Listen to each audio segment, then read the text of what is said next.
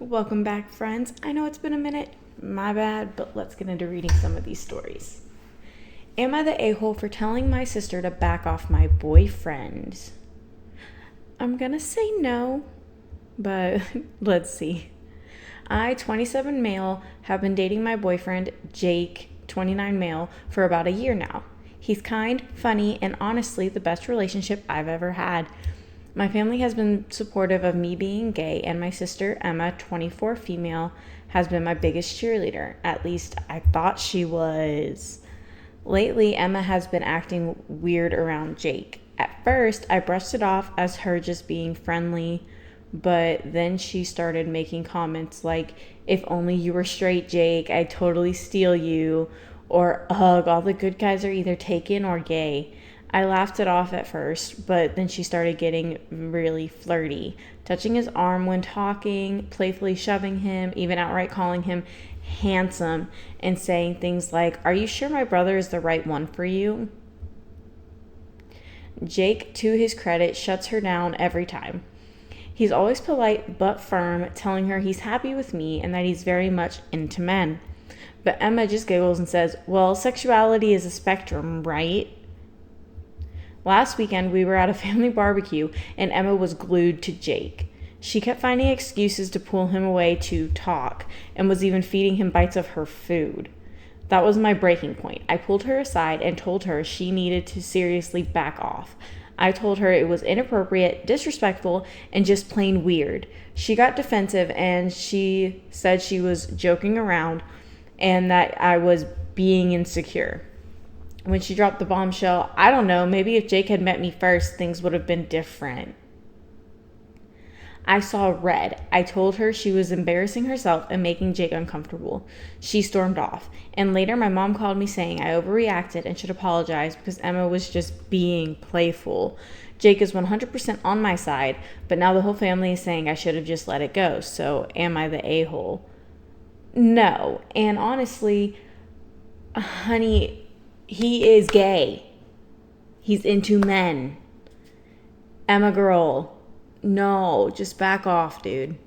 Like, go find yourself someone else.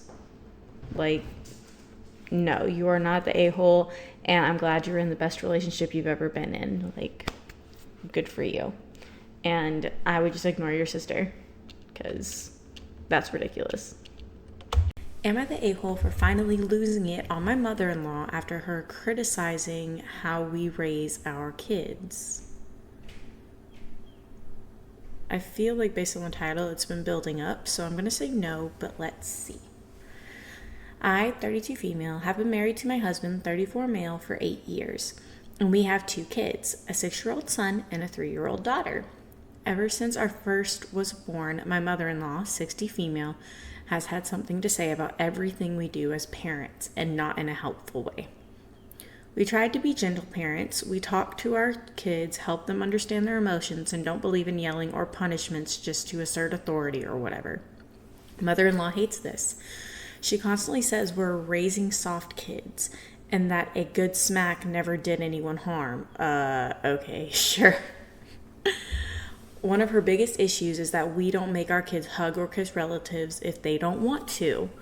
We've always told them their bodies are theirs and they can say no if they're uncomfortable.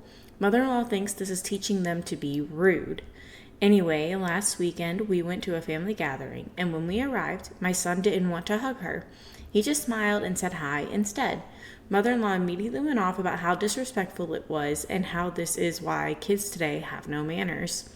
I calmly told her we let them decide if they are comfortable with physical affection. She rolled her eyes and mumbled, "Ridiculous. When I was raising kids, they weren't allowed to be like this." I let it go at first, but later I overheard her talking to my husband in the kitchen. She was telling him that I was the problem and that he needed to man up and stop me from ruining our kids. I don't know what snapped in me, but I walked in and just let her have it. I told her I was done with her constant criticism, that we are raising our kids how we see fit, and if she couldn't respect that, then maybe she didn't need to be so involved in their lives at all. She immediately started crying, saying I was excluding her and being cruel. But my husband backed me up and told her that she needs to respect our boundaries. I don't know, maybe I could have handled it better, so am I the a-hole? No, I don't think you are. And honestly, I'm very proud of you for standing up for your kids and not just giving in to her because she's their grandmother. Like, no, I'm the same way. If my kid doesn't want to hug, touch, kiss, whatever, if they don't want to interact with you, they do not have to. And it's not fair to try to make them when you as an adult wouldn't engage in that behavior if you aren't comfortable. So no. And I hate whenever people say that. Like, no, they're not being rude. They're just very aware of how they feel in the situation. And I feel like that's smart. But no, you're right. If she doesn't respect your boundaries, then she probably shouldn't be around as much if that's really how she feels. Am I the a-hole for choosing a wedding reception venue that my best friend wants in the future? See, I never got this. Like, if I have something good, why wouldn't I want to share it with someone I consider my best friend? Like, it's a wedding venue. Doesn't mean you have to decorate the same. It doesn't mean you have to have the same theme or anything like that. I feel like this is just like, no, I don't think you're the a-hole. And I can just tell you that right now. Because it's not like you both can't use it. My fiance and I chose our wedding reception venue about 10 days ago. A country club where we know several people who are members. While I'm not a member myself, they allow non-members to rent the space. A close friend of mine got married there last year and recommended it to me.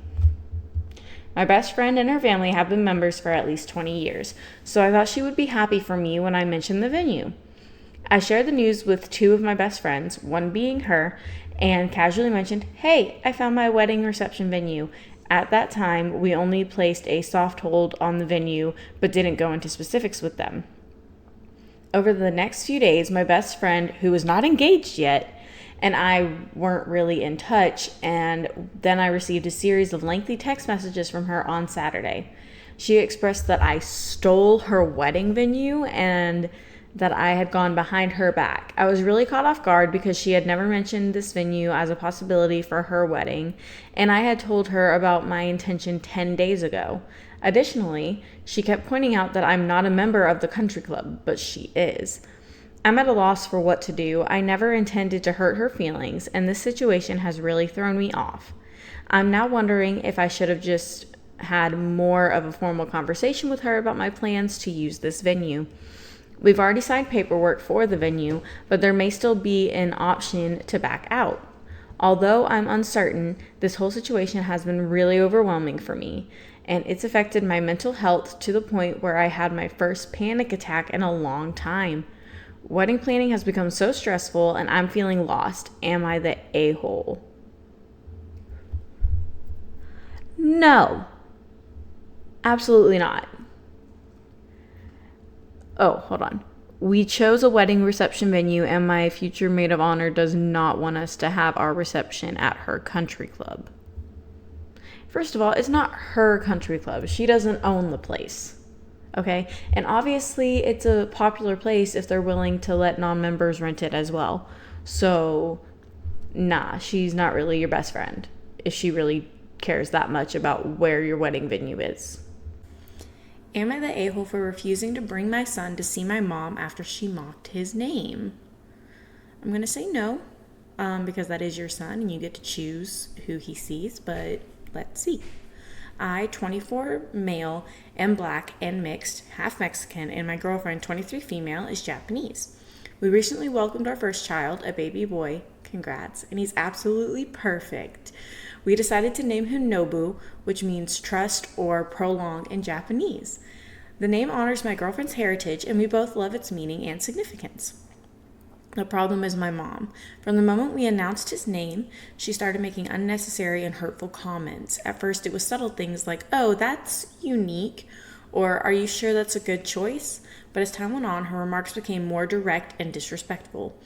She called him the name too foreign and then joked, "Why didn't you just name him something normal like Michael? He's going to get bullied for this." The final straw came when she visited me to meet Nobu for the first time. Instead of being excited to meet her grandson, she laughed and said, "Poor kid's going to have to explain his name his whole life." My girlfriend, who was there, looked so hurt by the comment. I told my mom to stop disrespecting his name, but she dismissed me, saying I was being too sensitive and that it was just a joke. After that visit, I made the decision to stop bringing Nobu to see her. I refuse to have my son exposed to that kind of negativity, especially from someone who should be supportive and loving. Until my mom can show respect for the choices my girlfriend and I have made, she won't be seeing her grandson. Am I the a-hole for putting my foot down and refusing to let my mom's disrespect affect my son? No, you are not the a-hole at all, and I applaud you for trying to keep the peace for your family. That is wonderful. And don't get me wrong, I get that, like, that's your mom, and most parents do want their children to have a relationship with their grandparents, but if she's just going to be negative and not respect, like, your girlfriend or your son, it's good to just keep the peace with the little family you're creating. So congrats again, and I think you're doing wonderful. Am I the a-hole for telling my dad's ex-wife that I don't care about her or her kid? I don't say you're not an a-hole for not caring about her or her kid, but let's see, like, what's going on, because I feel like there's a way to say things. My parents divorced when I was 2 or younger. I, 17, lived with my mom until she died when I was 7, and then my dad decided to stop me going into foster care. He wasn't an involved dad before mom died, and he didn't become one after either. But he kept a roof over my head and food in my belly, so he did something, I guess. I got used to doing things for myself and spent most of my time bouncing around some friends' houses. I tried to never stay too long so they wouldn't grow tired of having me around, and it's worked. I'm 17 now, and I have less than a year to go. When I was 15, my dad started dating someone, and they got married right before my 16th birthday. They were married for a few months, then my dad left her. She was pregnant at the time. He told her he wanted to divorce, and that was it. And she moved out, but tried to win him back, and she tried to build some kind of relationship with me, and she said she wanted me to know her baby. I wasn't interested, so I ignored her.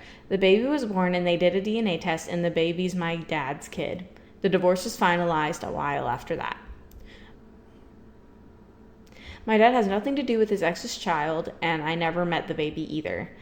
Dad has support taken from his paycheck, but that's all he has to do with that kid. His ex-wife kept trying to reach me via socials and text. I blocked her number and made my accounts private so she couldn't reach me. But the text didn't stop, even with blocking her. It's always some different or weird number. She told me Dad might not want to know, but I'm a big brother and her child deserves to have a good relationship with me. I don't want one. I'm not interested in meeting her child.